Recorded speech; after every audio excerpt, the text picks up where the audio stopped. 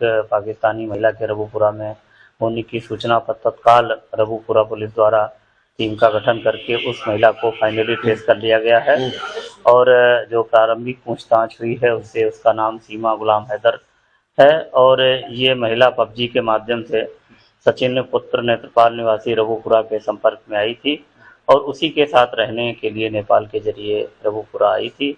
इसमें अन्य एजेंसियों को भी सूचित कर दिया गया है और इससे विस्तृत पूछताछ की जा रही है। उम्र में वो 4 से 5 साल छोटा है, करीब 22-23 साल उसकी उम्र है। तो क्या ट्रैप किया गया है? अब आप ग्रेटर नोएडा की आप ये समझिए वो कितना महत्वपूर्ण जगह है। ग्रेटर नोएडा में इंटरनेशनल एयरपोर्ट बन रहे हैं, तरह तरह की डेवलपमेंट आ रही है, तो वहां पर बार बार वीवीआईपी का मूवमेंट भी है। तो क्या ये कोई साजिश है जिसके तहत जानबूझ करके उस इलाके में सीमा को प्लांट किया गया? ये अभी इन्वेस्टिगेशन के बाद ही साफ होगा, लेकिन अभी तक की अगर हम बात करें तो नोएडा पुलिस के हाथ कुछ लगा नहीं है और यही वजह है कि नोएडा पुलिस तमाम जो सेंट्रल एजेंसियां हैं उनसे संपर्क में है और इंफॉर्मेशन जुटाने की कोशिश। देखिए वो ट्रेल बना रही है। इसमें पुलिस ने जब बातचीत की तो सीमा ने कहा कि जब उसे पैसे की जरूरत हुई, एक तो 2019 में उसका पति गुलाम हैदर वो चला गया था सऊदी अरब काम के लिए, काम की तलाश में चला गया था।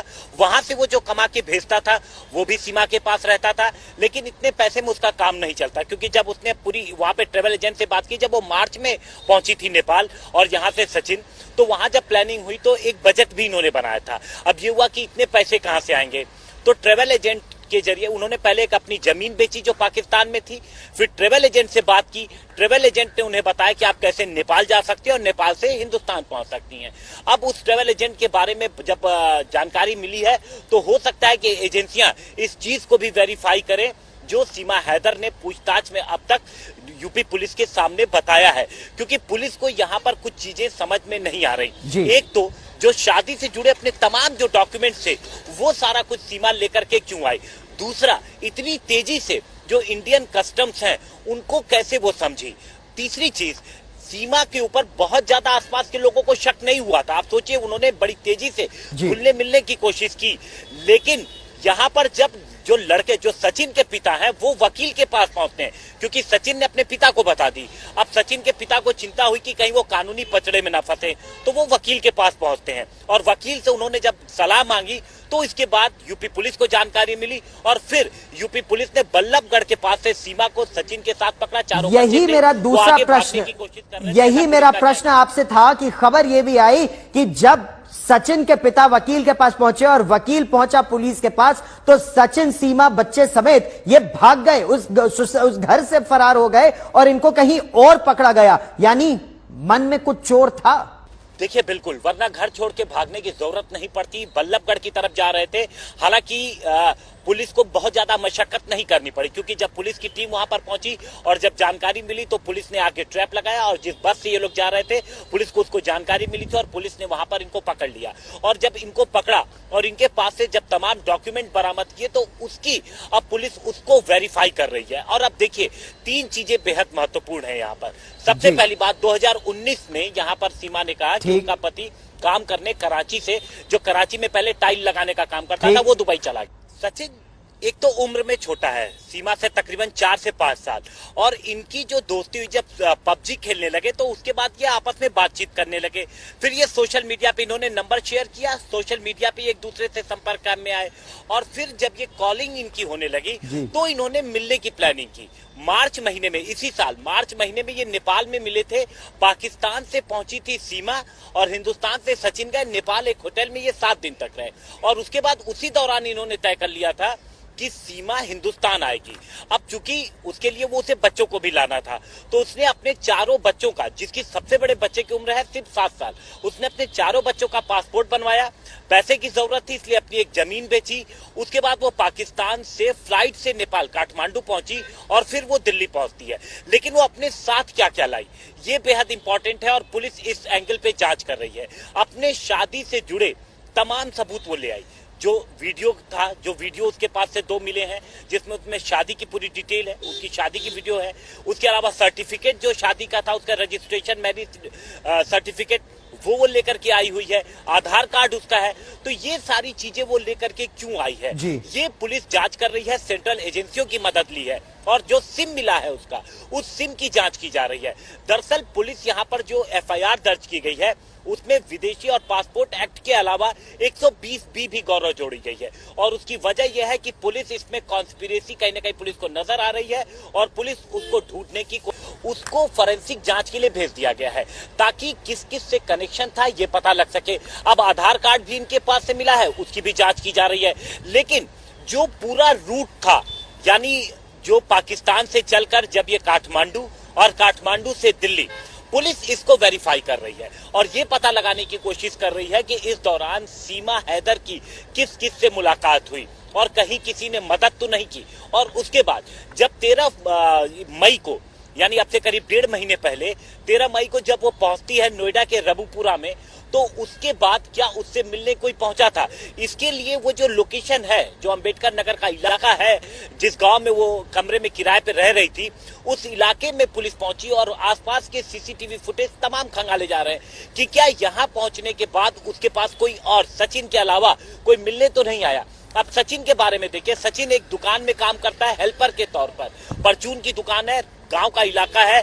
आप अंदाजा लगाएंगे तो मैक्सिमम जो उसकी इनकम होगी वो 8 से 10,000 12,000, इससे ज्यादा इनकम उसकी नहीं होगी। सरकार वो काम करेगी जिसका इसमें वोट और पॉलिटिक्स में फायदा होगा, वही काम होगा। अगर इसमें लगता है इससे घाटा होगा तो वापस भेज देंगे, इसको यहाँ रखने में फायदा होगा तो इसको रख लेंगे। सिंपल मैथमेटिक्स है, और क्या। और इतने चैनल पे इतने घंटे समय देना, इस देश की इतनी समस्याएं, वो समय नहीं मिल रहा, और क्या मतलब है इसका। इस देश के मेन मीडिया पे खबर चलते ही हमें अंदाजा हो जाता है कि किसके लिए ये खबर चल रही है और क्यों चल रही है, इसका क्या मकसद है। देखो, मेन स्ट्रीम मीडिया पे इस खबर का इतना चलना अपने आप में शक पैदा करता है कि कब कुछ नहीं पता, इन्वेस्टिगेशन एजेंसी भी क्या बात को किस तरह मरोड़ दें, क्योंकि हमारी एजेंसियाँ इंडिपेंडेंट नहीं हैं। एजेंसियाँ गिरपत में होती हैं सरकार की, और उनका मिसयूज किया जाता रहा है, आज भी हो रहा है, होता ही है, और ये होना नहीं चाहिए वैसे। और वो इंटेलिजेंस एजेंसियाँ क्या खबर बाहर देती हैं, इनमें भी पूरी सच्चाई हो, इस पर पूरा विश्वास करने की कोई जरूरत। देखो, ये तो सिंपल था, ये इलीगल माइग्रेशन का मामला है। कोई आदमी अवैध तरीके से देश में घुसा, उस पर लॉ लागू करना चाहिए था, फिर उसे अंदर ही पूछताछ करनी चाहिए थी, जुडिशल रिमांड में या पुलिस रिमांड में उसे पहले पूछताछ करनी चाहिए थी।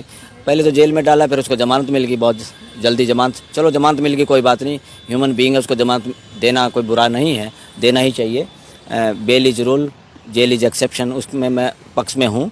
इस तरह के मानवता सब हर दुनिया में पूरे कानून को और इसमें कोर्टों को दिखानी चाहिए। मगर मेरे को ज़्यादा आश्चर्य ये लगता है कि सीमा हैदर का जो केस है, उसको जितना मेन स्ट्रीम मीडिया दिखा रहा है जी, वो जितना एक्टिवनेस उसमें शुरू में दिखाई, वो कहीं ना कहीं ऐसा वो करता है कि क्योंकि मेन स्ट्रीम मीडिया उन्हीं खबरों को दिखाता है जो कि कहीं सेंसर हो के या कहीं पास हो के या ऊपर जो सत्ता पक्ष में लोग बैठे हों, उनके हिसाब से गोदी मीडिया चलता है, क्योंकि पूरा देश इसको गोदी मीडिया कहना शुरू कर दिया है। वो खबर कैसे, और इम्पोर्टेंट मुद्दे कहाँ गए देश के, इतने सारे इंपॉर्टेंट मुद्दे 130 करोड़ के। इलीगल माइग्रेशन तो बांग्लादेश के लोग बहुत आए हुए हैं, पाकिस्तान के भी काफ़ी लोग हैं, और देशों के भी घुसे हुए ही होंगे कहीं ना कहीं। मगर इस मुद्दे को इतना बड़ा तुल देना, कहीं ना कहीं कोई ऐसी चीज़ भी लगती होगी जो आज के सत्ताधीश लोग हैं उनको लगता होगा कि इस मुद्दे को भी कैसे भुनाया जाए, कैसे सेंसिटिव बनाया जाए, और कैसे आखिरकार इसको, हो सकता है हिंदू मुसलमान पे भी बात आ जाए, हो सकता है क्योंकि पाकिस्तान को नीचा दिखाया जाए किसी बात से। उस लड़की का मैंने बयान एक बार देखा, उसने कहा मैं पाकिस्तान मुर्दाबाद नहीं बोलूँगी, वो स्टेटमेंट उसने दी, अच्छी स्टेटमेंट है वो तो किसी भी सिटीजन की। मगर इसमें ये कहा उसने वहाँ मार दिया जाएगा, उससे एक मैसेज जरूर जाता है कि वहाँ औरतों के साथ किस तरह का व्यवहार इंडिया के लोगों के नज़रों में जाएगा कि भाई पाकिस्तान में तो औरतों की इज्जत नहीं, वहाँ मार दिया जाता अभी भी औरतों को। और इस तरह के मैसेज देना उस देश के बारे में, हो सकता है उसका यहाँ कहीं ना कहीं इस देश के लोगों की मेंटलिटी पे, क्योंकि यूनिफॉर्म सिविल कोड की भी बात चल रही है, उसी दौरान ये केस चल रहा है, उसी दौरान इस केस को बहुत हाईलाइट मेन स्ट्रीम मीडिया द्वारा किया जा रहा है। कमाल है, इसमें कुछ संदेह तो पैदा होता है। हम सिटीजन एंड एडवोकेट और जो चर्चा हम लोग करते हैं या दूसरे साथियों से भी सुनते हैं, हमारा इंटेलिजेंस जागरूक है, इसमें कोई दो राय नहीं। पाकिस्तान का भी इंटेलिजेंस जागरूक, हर इंटेलिजेंस एजेंसियाँ काम करती हैं, मगर इंटेलिजेंस एजेंसियाँ दुनिया का भाईचारा बढ़ाने के लिए काम नहीं करती, वो वहाँ के आकाओं के हिसाब से काम करती है जो राजनीति में हैं। और सबसे बुरी बात यह है कि जो राजनेता सत्ता में होते हैं उस वक़्त वो अपनी सत्ताओं को बरकरार रखने के लिए इंटेलिजेंस एजेंसियों का दुरुपयोग करते हैं। पूरा सवाल बनता है, दोनों सवाल बनते हैं, क्या ISI ने इसको इम्प्लांट किया है, क्या इवन भारत की खुद इंटेलिजेंस एजेंसी ने इसका यूज किया है? दोनों प्रश्न बराबर हैं। अकेले हम पाकिस्तान पर आरोप नहीं लगा सकते। हमारी इंटेलिजेंस एजेंसी भी कम नहीं है, उनकी भी कम नहीं है, और दोनों लोग ऐसा काम कर सकते हैं अपने देश के नेताओं के लिए, अपने देश की राजनीति के लिए कुछ भी करते हैं। क्योंकि आप लोगों को पता है ना, इंटेलिजेंस जो एजेंसियाँ इस देश की, उनके फंड का ऑडिट भी नहीं होता, भारत में भी नहीं होता। पार्लियामेंट के प्रति पूरे सब मंत्रालय जवाबदेह होते हैं, मगर इंटेलिजेंस एजेंसियाँ रा और IB जिस तरह की संस्थाएं हैं, इनका कितना खर्चा होगा, बजट के बाद कहाँ खर्च किया, किस प्रोजेक्ट पे खर्च किया, ये भी नहीं बताते पार्लियामेंट को। इस देश की पार्लियामेंट के लिए साथ भी ट्रांसपेरेंसी नहीं हो रही, जो फ्यूचर में करनी पड़ेगी, कि हमारी इंटेलिजेंस एजेंसी केवल और केवल प्राइम मिनिस्टर या गृह मंत्री को बताए, और प्राइम मिनिस्टर और गृह मंत्री किसी भी देश का उसका मिसयूज कर सकता है, और करते भी रहते हैं, पहले भी किया है, और दुनिया भर के देशों में ऐसा हुआ है। इसलिए इंटेलिजेंस एजेंसियों को मैं इस बात से, मंच से आप लोगों के ये भी देश के सामने डिमांड रखता हूँ कि इंटेलिजेंस एजेंसियाँ IB हो, रा हो, कुछ भी हो, उनको जवाबदेही उनकी होनी चाहिए पार्लियामेंट के प्रति।